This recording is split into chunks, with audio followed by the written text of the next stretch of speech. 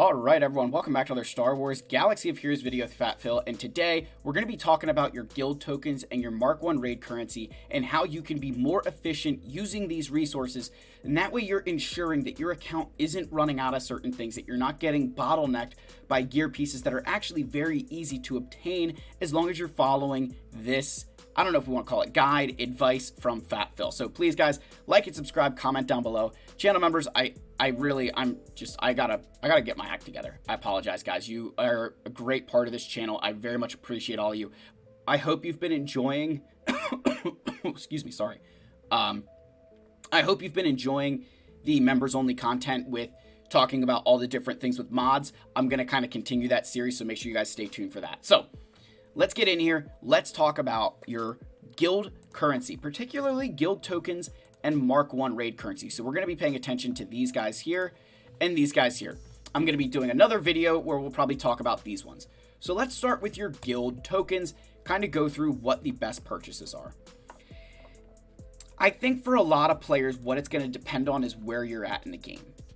When you're in the early game, you just need to use this stuff as it's needed. Hey, I need to level up my Phoenix. I need Carpanis. I'm going to buy that. I need Mark 3 holo projectors. I need this. I need that. In the early game, there's not this trick, right? I don't want you guys trying to get tricky with it. You just want to build, yeah, get tricky with it. You just want to build smart. Hey, I need this. I'm going to equip it. That is the best thing you can do early. You want to build a good team. You need to build a good team. You want to be able to get into good guilds. And that's going to be a big part of that, is just using that currency to kind of give you that platform to spring into those greater and greater farms, bigger guilds, more rewards. So early game, it's going to be an as needed basis. Just, hey, I need this gear piece. I'm going to go buy it, right? So if we go back to that for a second, you know, like you can use this kind of say, hey, you know what?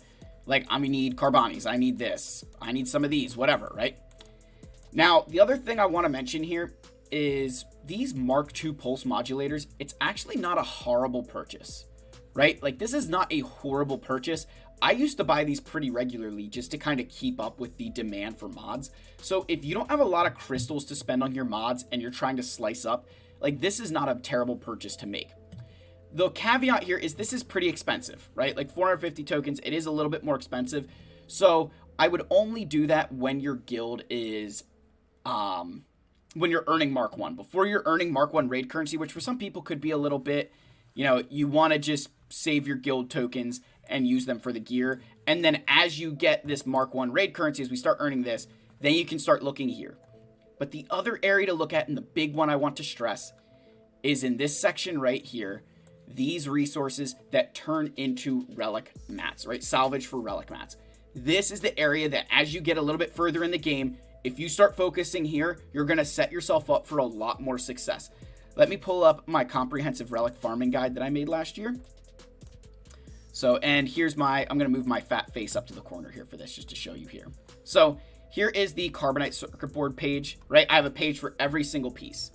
So I go down, and what I want to show you is down here. Do you see down here, you can buy these for Carbonite circuit boards. It's about 100, you know, pieces, right? And just to show you, like, if you buy 30 salvage per day, right? Just say you got 30 salvage per day for the sake of argument, right? I mean, that's an extra 900 Carbonite circuit boards per year that you're just using. Hey, I bought a little bit of salvage every single day, right? And it's not much. It's like 100, like you look, it's a, if I go back to the game here, right? If you look, and I scroll down, of course, it's only 100, and I think this piece turns into Carbonite circuit boards, but it's only 100 tokens. So 300 tokens a day is really not that much to spend in the grand scheme of things, and that's going to allow you to get 900 extra Carbonite circuit boards. That's huge, right? That's a lot of resources. So, you know, that's a great way to use it there. You can also use it for bronzium wiring. Let me just scroll back up to the top here. So bronzium wiring, you can buy this piece, this Mark 5, which that was probably what we were looking at because, like, that's my luck. Let me just double check. Yep. Oh, no, it was a Mark 6 we were looking at. So this Mark 5, you can buy this for 100, right? This, again, gives you a lot of really good, you know, chances to get Carbonite circuit boards, right? So, again, it's not going to be this absurdly, like, look, it's you know, it's 10 per piece. So if you get even just, you know, 10 of this a day, of course, that's not going to work out. Oh, yeah, there we go. you get 400 extra, bronzium wiring just for doing nothing, right? Like, I shouldn't say nothing, but you get 400 bronzium wiring over the course of a year just from spending 100 of these a day. So very quickly, you're seeing that as you get further in the game and you have more of this to spend, you can keep a lot of inventory of your bronzium wirings and carbonite circuit boards through utilizing these resources. And this is combined with all the rest of the farming that you're doing. This is not your primary way to get these things. This is kind of supplemental. This is just a little bit of stuff to, hey, help you stay on top. But the big one we want to use with guild tokens is for chromium transistors, this piece right here. You get 10 of these for 150 guild tokens. If you bought this every single day you spent 150 guild tokens, which really isn't that much in the grand scheme of things. When you break it down, like, you'd probably be able to do that pretty regularly. But you look, that's 12,000 chromium transistors in a year. So you don't need to get anywhere close to that. If you buy this every 3 days, you're still looking at 4,000 chromium transistors in a year. That's plenty. So this is a great way to spend your guild tokens. And so when I flip back over to the game here, right, my big advice for you is that you want to transition, you want to use these guild tokens to get to salvage. This way, what you're effectively doing is taking this currency, right, that frankly, everything available with guild tokens you can buy with something else. You're taking this currency and putting it on the same par as Mark II raid currency here, right? Because look, your Mark II allows you to purchase these things at, obscene costs, which I'll cover in another video. But you're now using this resource, which you get plenty of, to purchase things here. And that means that's less of your bonus crystals that you have to spend keeping up with your carbonite circuit boards, bronzium wiring, and chromium transistor pieces. So I think this is that's the best way to spend your tokens, in my opinion, as you get out of that initial stage where you need a lot of that gear. As you start getting into those executor type farms where you need those relics, that's when I would ramp into starting to turn to these salvages as a great way to kind of help out your income, right? So that's your guild tokens. I wanted to make sure I covered them first. So now let's get to Mark 1. The first thing I'd recommend for a lot of you newer players is make sure you're using your Mark 1 to get signal data. Now, all of you are going to sit here and say, Phil, you can't do that. That's impossible. Let me show you how you can use your Mark 1 guild currency to get signal data. So see how I can buy Luke Skywalker, the farm boy shards here. I can get 10 of them for 200 currency. Well, he's also got a Cantina node here. Now, it's only an 8 energy node, but I can get 10 shards for 200 currency. Same thing with Old Ben here, just for the, again, another character, right? You go to Old Ben, and again, same thing. By using your Mark 1 currency to buy these shards, what you're going to allow yourself to do is start farming things in the Cantina that aren't available elsewhere earlier, right? So if that means that you can start farming, Geonosian Soldier earlier, and then, Geonosian Spy earlier, and then even Geonosian Brood Alpha earlier. You get all of those things. That's a head start that now, hey, I can get a faster jump on signal data. By using that currency that way, I can get a faster jump on signal data. So there's a lot of characters that are available with that currency that if you use it wisely, that Mark, I don't know if he is or not, but there's a couple in here where you buy them with that Mark II raid currency, you're going to save yourself a lot of time in the Cantina. And that means that it's less time for you to be, how do I say this? It's less time that you have to spend going after those characters in Cantina, which translates to more signal data. And down the road, you're going to realize how important that is. So that's a really, really big part of this. So the next thing, right, is using it for other currencies. So look at Rex here, right? CT Rex, original Rex. So we can only get him in the guild store, but he also shows up in the fleet store, right? Like Echo here. Echo is in, hey, guild tokens, and he's in your Mark 1 here. You want to use it in the Mark 1 because I can turn these, this currency into relic materials, right? So I can turn these into relic mats, and I can purchase him via here. And then finally, Darth Maul was another example where he's fleet currency. I'd much rather spend this Mark 1 raid currency on him and save this fleet currency for Razor Crest, Darth Vader ships, Slave 1, those ships for Executor, or Zetas. By utilizing this Mark 1 raid currency to offset the needs of other currency, you're going to make a lot more progress in this game, right? I'm telling you guys. And you don't need to do all this all at once. These are just things to think about as you kind of continue through the game. Now, before we move on to hey, what about the gear pieces that you're going to purchase? You also have your characters like Han Solo, Traya, and General Kenobi in this currency, right? They're down here. Trust me, they're down here. There they are, right? These 3 characters right here. Look, this is the best place to get them. I highly recommend you just farm these characters. You could do a little bit as needed, right? Hey, I want to get Han Solo earlier. I don't need Traya yet. I don't need Kenobi yet. You can kind of do them on an as needed basis, but you know, they're obviously a lot more expensive than these guys, but they were raid characters. They're all very, very solid. So this is another great way. Again, you kind of have to use, you know, your Mark 1 raid currency to get these guys, right? There's no other alternative. But you know, it's a great way, right? I would say it's still very cost effective. You're still going to be able to get these guys a lot faster than the old method. So, you know, hats off to Capital Games for making them a lot more accessible to the players. You're going to be able to access them earlier if you want, which means you can get, you know, much better characters a lot sooner in your account. So this is, again, I wanted to mention this before we talk about the gear that you want to be purchasing with your Mark 1, right? So early on, you're in your first couple of farms, similar to your guild tokens. This is just, hey, this is the gear that I need. You're not really going to have this option of, I'm going to pick this one, I'm going to pick this one. Like, you're just going to want to purchase the gear that you need, right? Like, you just have to, right? There's not a, like, there's tricks here, but early on, it's not smart to utilize those tricks if it's going to keep you from having a character go from gear 8 to gear 9 and gear 9 to gear 10. So just purchase the things that you're going to need. Right? Early on, you're not going to have enough of this stuff that those tricks start to matter. So you're going to be much smarter by just, hey, I need this piece for this character. I'm going to go build it. So early on in the game, you just need to use your Mark 1 raid currency on the stuff that you need. I don't want you to utilize tricks because I think that's just going to delay your inevitable success in this game. Right? So, yeah, early on. But then, as you get later in the game, right, you've gotten a couple of things, you want to start building a surplus. You'll want to start just buying some of those things like, hey, I don't really need anything from this right now, but I'm going to buy some, right? And I'm just going to buy a little bit of everything. I was doing this for like 2 or 3 months, where when I'm in like a big horde phase, I'll just come in here with my Mark 1.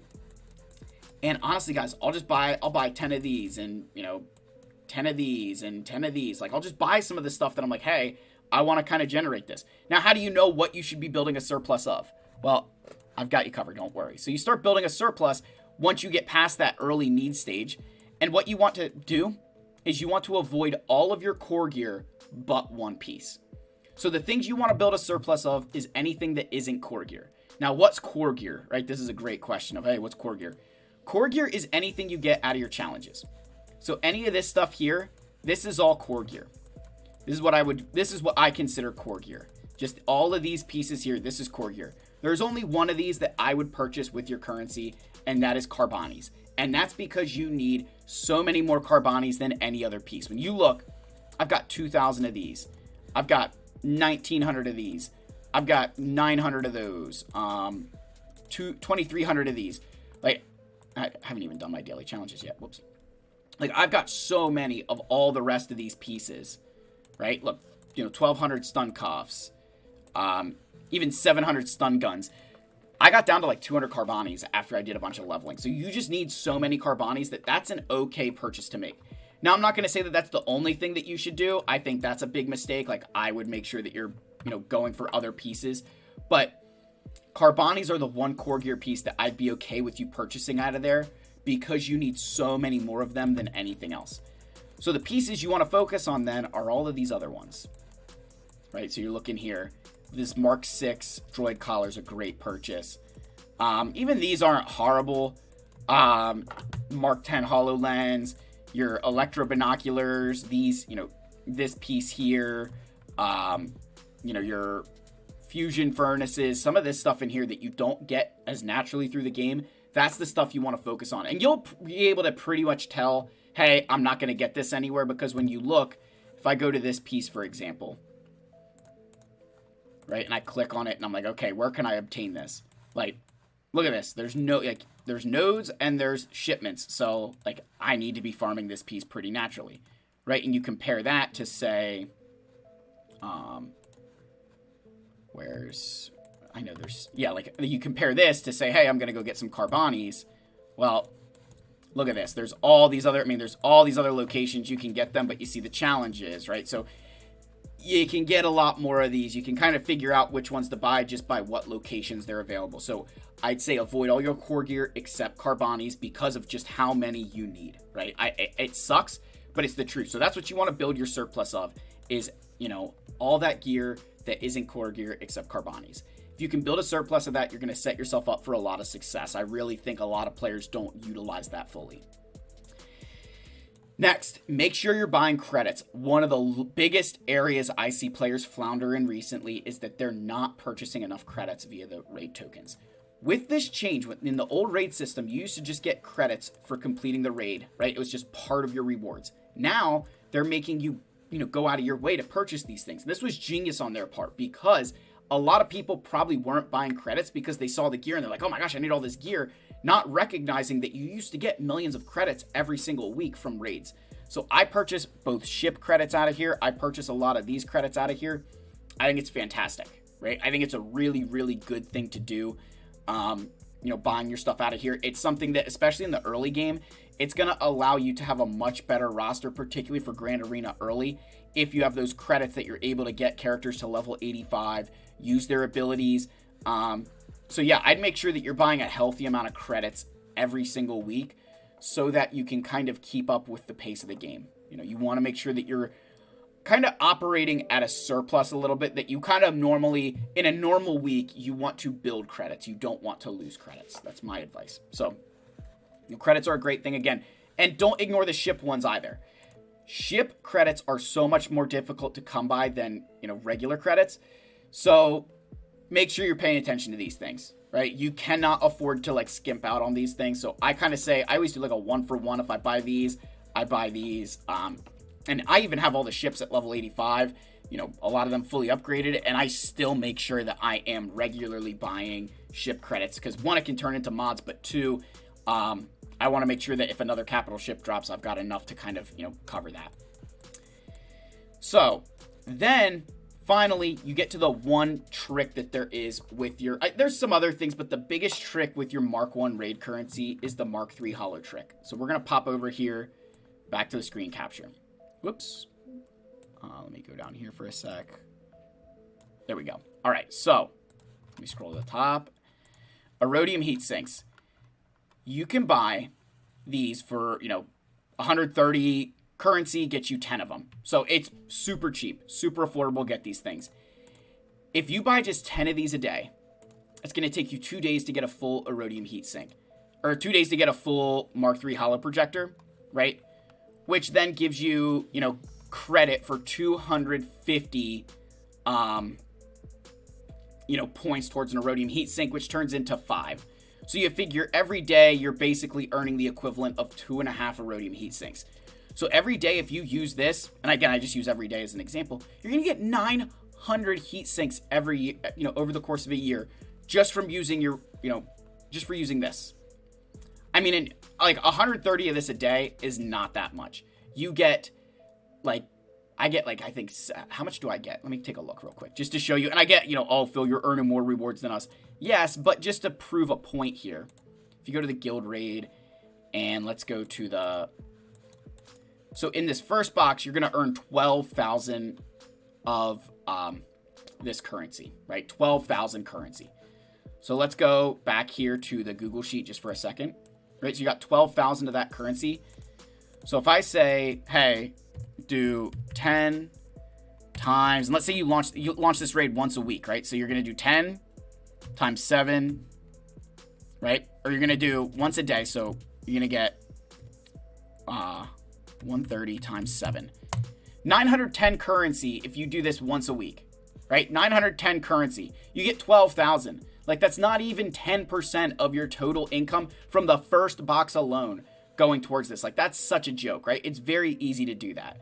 So highly recommend this piece. This is going to allow you to, again, use this currency and turn it into the equivalent of what Capital Games values Mark II currency at, right? If we go back over to the game here, just to show you those, Erodium heat sinks. right? You come down here and you see you can use your Mark II raid currency to buy these.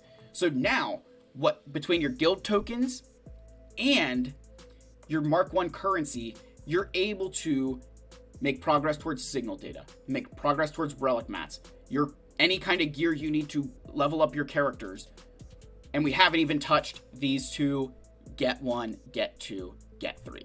So by utilizing these resources as well as you can is going to allow you to use everything else at a much higher level. You're going to be able to make better purchases because you're not wasting stuff, right? And again, you can always say, oh, building an inventory, it's going to pay off. Yes, but you'd rather have some of that stuff now, right? That, hey, you've got, 20,000 Carbonis. That's great. You don't have to buy Carbonis for the next year. But, like, wouldn't you rather have had some of these pieces so that way your characters can go from gear 8 to gear 9? I mean, I'm just kind of, using that as an example here. So let me know your thoughts. I hope this video helps you understand the way that I've been spending this currency, and I think it's worked for me.